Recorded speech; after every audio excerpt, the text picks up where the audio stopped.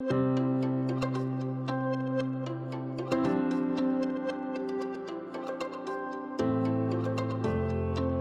very last theory that I want to talk about with self-disclosure is something called social comparison theory.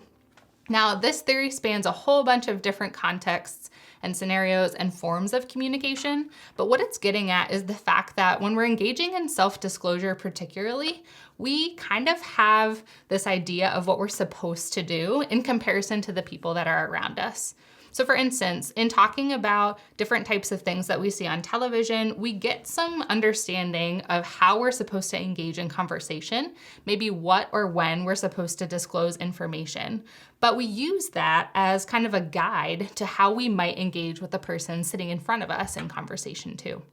We also might compare ourselves to others actually in our social atmosphere. So if I'm interacting with someone who is really good at self-disclosing and not doing it too much, but not doing enough that you know a little bit about them, I might try to emulate them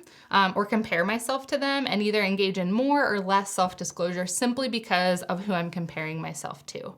Now, social comparisons can be good, but they can also be negative in that they might make you hold back a little bit on who you are, or they might make you feel a little bit more self-conscious about what it is that you're doing, even if that would feel true to who you are. So we need to be really careful when comparing ourselves to others because, as I hope that you've learned so far in this course, we're all different and we all communicate differently, and that's okay. We don't need to do something similar to someone else for it to be good.